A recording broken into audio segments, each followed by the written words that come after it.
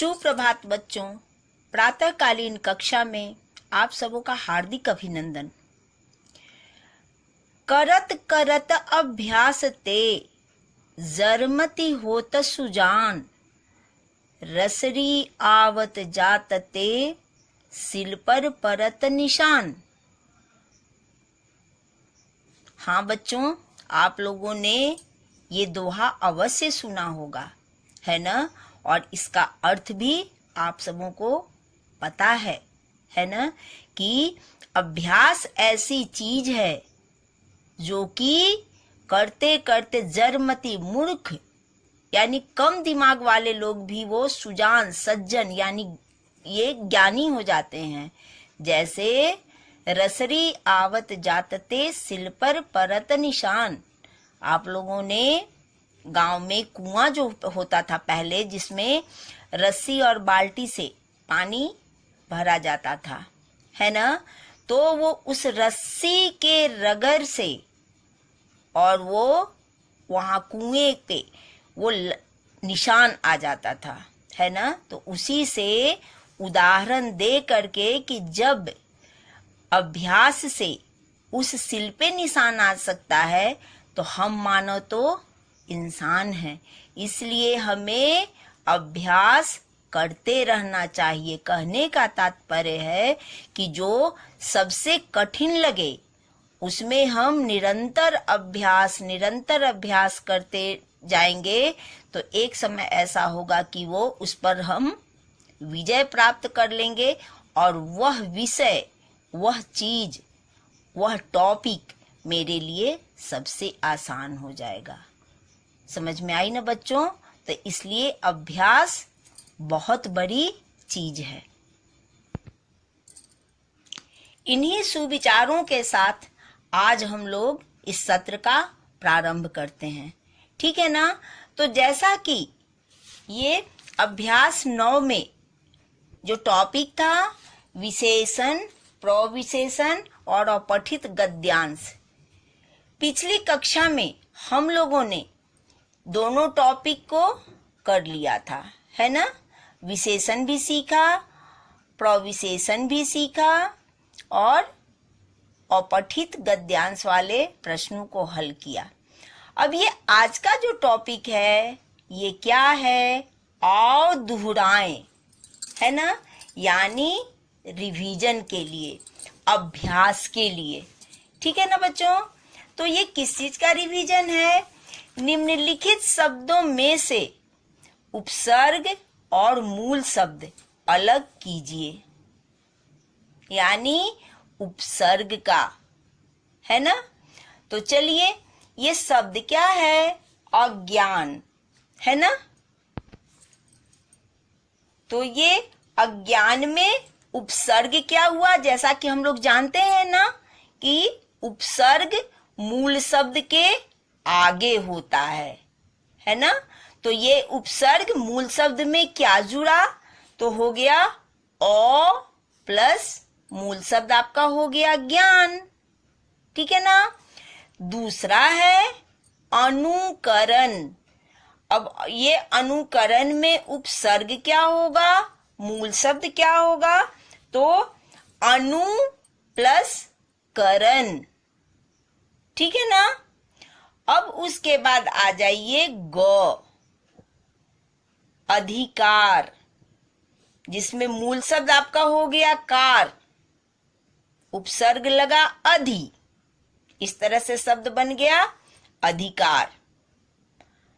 अब ये नेक्स्ट जो है अपमान, जिसमें मूल शब्द हो गया मान, उपसर्ग जुड़ा अप, शब्द बन गया अपमान, है ना?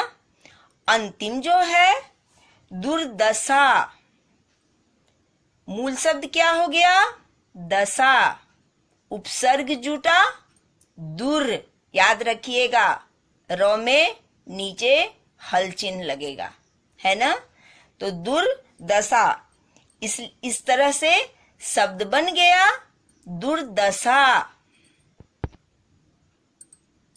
अब ये देखिए नीचे दिए गए शब्द पढ़िए।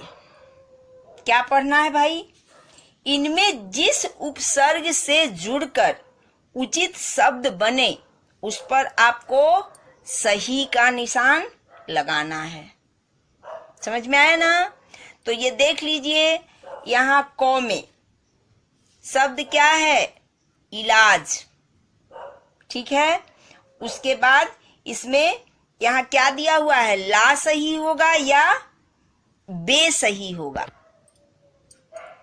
यहाँ आपका ला सही है ना, ला इलाज होता है ना, बे इलाज नहीं होता है, इसलिए उपसर्ग आपका हो जाएगा ला इलाज, जिसका इलाज ना हो सके। ठीक है, अब चलिए ये दूसरा जो है ज्ञान है ना। अब ज्ञान में ध्यान देना है। आगे निर या क्या हो गया? औ है ना, तो क्या हो गया? औ ज्ञान। अब ये देखिए, गौ में क्या है? जन्म है ना। अब इसके बाद इसमें कौन सा उपसर्ग जुड़ेगा? आ या अप? क्या होगा? आ होगा सही, आ जन्म है ना। इसके बाद अब घौ जो है जय है ना। अब यहाँ क्या होगा? प्रति या पड़ा? उपसर्ग क्या होगा? पड़ा। इस तरह से शब्द बनेगा पराजय। अब ये ध्यान दीजिए, अंग, अंग में क्या है? गुण है ना। अब इसमें अव या अति? उपसर्ग यहाँ क्या सही होगा? अवगुण। अव उपसर्ग और गुण, ठीक है ना। अब ये अंतिम जो है शब्द है पका। अब इसमें कौन सा उपसर्ग होगा? अध या वी?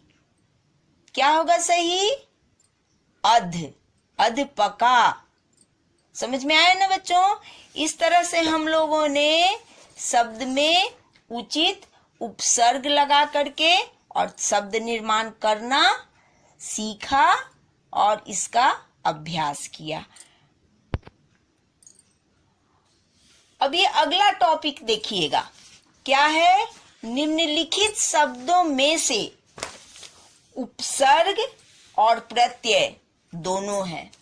इस तरह के भी शब्द होते हैं, या तो होता है उपसर्ग अलग करना या प्रत्यय अलग करना, लेकिन कुछ शब्द ऐसे होते हैं जो कि उपसर्ग और प्रत्यय दोनों के संयोग से बनते हैं, है ना। तो यहाँ कुछ ऐसे शब्द दिए गए हैं जिसमें कि आपको उपसर्ग और प्रत्यय दोनों हैं। तो मूल शब्द बीच में आता है, आगे लगा उपसर्ग और पीछे हुआ यहाँ आपका प्रत्यय, ठीक है ना। तो देखिए, पहला क्या हो गया? लापरवाही। लापरवाही में ध्यान दीजिएगा, परवाह आपका होगा मूल शब्द, ला होगा उपसर्ग और बड़ी ई, मालूम है ना, बड़ी ई जो होता है यानी दीर्घ ई मात्रा दीर्घई में जाता है ना। यहाँ है ना, देख रहे हो ना बच्चों। तो इस तरह से प्रत्यय आपका हो गया बड़ी ई, तो शब्द बन गया आपका लापरवाही, ठीक है। अब देखिए, निर्बलता, मूल शब्द क्या होगा? बल, उपसर्ग होगा निर और प्रत्यय होगा ता। समझ में आया? इस तरह से शब्द बनेगा आपका निर्बलता। समझ में आई ना? अब उसके बाद देखिए, असफलता, मूल शब्द हो गया सफल, समझ में आई। उपसर्ग हो गया औ, प्रत्यय आपका हो गया ता, समझ में आया। इस तरह से शब्द बन गया आपका असफलता, समझ में आ रही है ना। अब देखिए निडरता, मूल शब्द आपका हो गया डर, उपसर्ग हो गया नी, प्रत्यय हो गया ता। इस तरह से शब्द बन गया निडरता, समझ में आ रही है ना। अब उसके बाद अपमानित, मूल शब्द हो जाएगा मान, उपसर्ग होगा अप, प्रत्यय होगा इत। ध्यान दीजिएगा छोटी ई, चूंकि यहां न में ह्रस्व ई है, इसलिए आपका प्रत्यय में क्या जाएगा इत। कौन ई, छोटी ई और त। इस तरह से आपका शब्द बनेगा अपमानित, समझ में आई बच्चों ना। कि ऐसे भी प्रश्न आते हैं जिसमें से कि मूल शब्द, उपसर्ग और क्या प्रत्यय, तीनों को हमें अलग करना पड़ता है। इसका प्रारूप हम तैयार करेंगे, मूल शब्द, आगे उपसर्ग और पीछे यहां हम देंगे प्रत्यय, समझ में आया ना। और इस तरह से आगे ये नया शब्द होता है जिसमें से हम लोगों को उपसर्ग और प्रत्यय अलग करके बताना पड़ता है। कभी ऐसा भी हो जाता है कि आपको मूल शब्द दे देगा और उसमें उपसर्ग और प्रत्यय दोनों लगा करके तब एक नया शब्द बनाइए, है ना। जैसे परवाह, उदाहरण स्वरूप अगर परवाह रहता है तो हम लोग करेंगे ना इस तरह से ला और उसके बाद ला परवाह और उसके बाद प्रत्यय लगा देंगे दीर्घई, लापरवाही, है ना। तो ज्यादातर ये शब्द दे करके और उपसर्ग और प्रत्यय अलग करना इस तरह से रहता है, समझ में आ गया ना। अब चलिए अगला टॉपिक जो है निम्नलिखित शब्दों से भाववाचक संज्ञा बनाइए, जो कि अभी अभी हम लोगों ने इसी अभ्यास में इसी का अभ्यास किया है। संज्ञा, सर्वनाम, विशेषण और अव्यय शब्दों से भाववाचक संज्ञा बनाना, इसी का रिवीजन बच्चों यहाँ हमें करने को पुनः मिला है। सज्जन, भाववाचक संज्ञा क्या होगा, सज्जनता, है ना, यानी सज्जनता। प्यासा, प्यासा से भाववाचक संज्ञा क्या होगा, प्यास। उसके बाद देखिए चालाक, चालाक से भाववाचक संज्ञा क्या होगा, चालाकी। इसके बाद देखिए दानव, दानव से भाववाचक संज्ञा दानवता। उसके बाद पशु, पशु से पशुता भी और पशुत्व भी, समझ में आई ना। कुमार, कुमार से क्या होगा, कौमार्य, कौ में औ की मात्रा, मौ में आ की मात्रा, यो के ऊपर रेफ, हो गया आपका कौमार्य। इस तरह से हम लोगों ने इन शब्दों से भाववाचक संज्ञा का निर्माण किया, सीखा नहीं, किया, रिवीजन किया। ठीक है बच्चों। अब ये अगला अंतिम टॉपिक है। ये क्या है? आओ लिखें। क्या लिखना है? कैसी हो शिक्षा।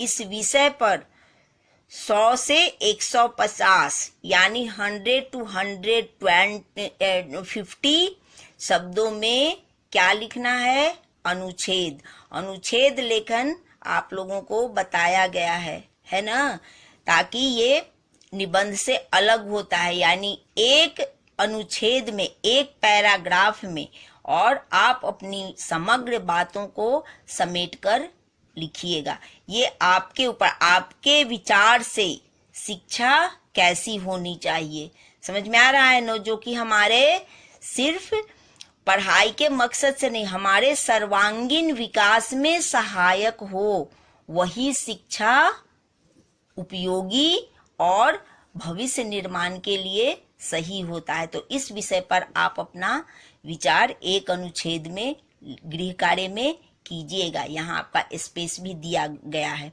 धन्यवाद बच्चों।